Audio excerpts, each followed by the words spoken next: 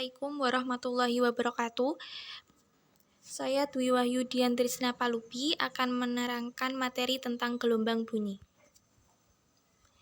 Gelombang bunyi adalah gelombang yang merambat melalui medium tertentu yang merupakan gelombang mekanik dan termasuk gelombang longitudinal. Medium perambatan bunyi ada 3. Yang pertama, udara. Merupakan medium paling umum digunakan untuk merambatkan bunyi. Contohnya saat kita berbicara. Saat kita berbicara, yang merambatkan bunyi adalah udara yang ada di sekitar kita, sehingga suara kita bisa terdengar oleh orang lain dan diri kita sendiri. Yang kedua, benda padat. Bunyi juga dapat merambat pada benda padat. Contohnya saat ada anak yang bermain telepon kaleng seperti gambar di bawah ini. Media yang digunakan untuk merambatkan bunyi adalah tali yang menghubungkan kedua kaleng tersebut, sehingga anak yang di sebelah kiri dapat mendengar ucapan anak yang ada di sebelah kanan. Yang ketiga, benda cair. Bunyi dapat merambat lewat benda cair. Contohnya saat kita melempar batu di kolam, maka akan terdengar bunyi riak air akibat hantaman batu. Contoh lain, saat teknologi sonar dari kapal menangkap bunyi yang dikeluarkan oleh lumba-lumba. Klasifikasi gelombang bunyi berdasarkan frekuensinya. Yang pertama, infrasonik. Gelombang bunyi ini memiliki frekuensi kurang dari 20 Hz. Yang kedua, audiosonik.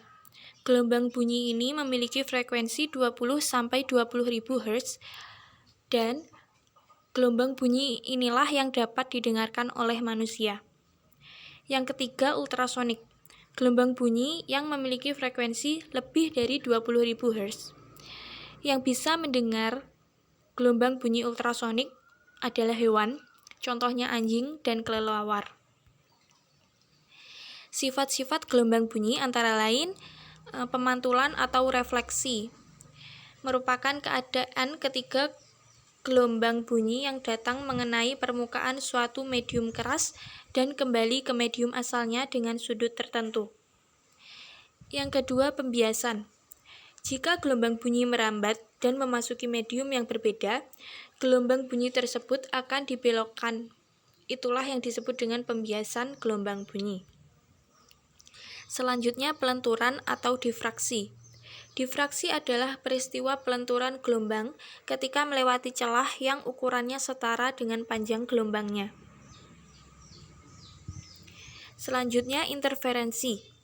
Merupakan perpaduan dua gelombang berbeda yang saling berinteraksi pada medium yang sama. Interferensi terbagi menjadi 2 macam, yaitu interferensi konstruktif dan interferensi destruktif. Interferensi konstruktif adalah keadaan saat kedua gelombang yang berinterferensi sefase, sehingga saling memperkuat. Sebaliknya, interferensi destruktif terjadi ketika kedua gelombang yang berinterferensi berbeda fase 180 derajat, sehingga saling melemahkan. Selanjutnya adalah pelayangan. Pelayangan bunyi adalah 2 bunyi keras atau 2 bunyi lemah yang terjadi secara berurutan. Jika kedua gelombang bunyi merambat bersamaan, bunyi paling kuat akan dihasilkan saat fase keduanya sama. Jika kedua getaran berlawanan fase, maka akan menghasilkan bunyi paling lemah. Contoh aplikasi gelombang bunyi di kehidupan sehari-hari. Yang pertama, teknologi sonar. Teknologi sonar digunakan untuk sistem navigasi dengan memanfaatkan bunyi pantul ultrasonik. Prinsip kerjanya berdasarkan pemantulan gelombang ultrasonik. Gelombang ultrasonik dipancarkan oleh transmitter atau pemancar yang diarahkan ke sasaran, kemudian akan dipantulkan kembali dan ditangkap oleh pesawat penerima atau receiver. Dengan mengukur waktu yang diperlukan dari gelombang dipancarkan sampai gelombang diterima kembali, maka dapat ditentukan nilai jarak. Contohnya seperti gambar di bawah, yakni ada kapal yang menggunakan teknologi sonar untuk mengukur kedalaman laut. Selanjutnya ultrasonografi, yang merupakan teknologi yang digunakan untuk mencitrakan bagian dalam tubuh manusia. USG digunakan untuk melihat perkembangan janin dalam kandungan. USG memiliki 3 bagian utama, yaitu transducer, monitor, dan mesin USG. Prinsip kerja dari ultrasonografi menggunakan konsep pemantulan bunyi, yaitu transducer ditempelkan pada organ yang ingin dilihat citra bagian dalamnya. Di dalam transducer terdapat kristal yang dapat digunakan untuk menangkap gelombang yang disalurkan. Gelombang yang diterima ini masih dalam bentuk gelombang pantulan. Setelah diubah ke dalam bentuk gelombang elektronik dan kemudian masuk ke mesin USG, data elektronik tersebut diubah menjadi data gambar yang ingin ditampilkan ke monitor.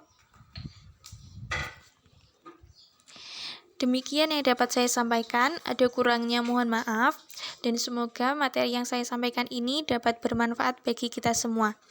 Wassalamualaikum warahmatullahi wabarakatuh.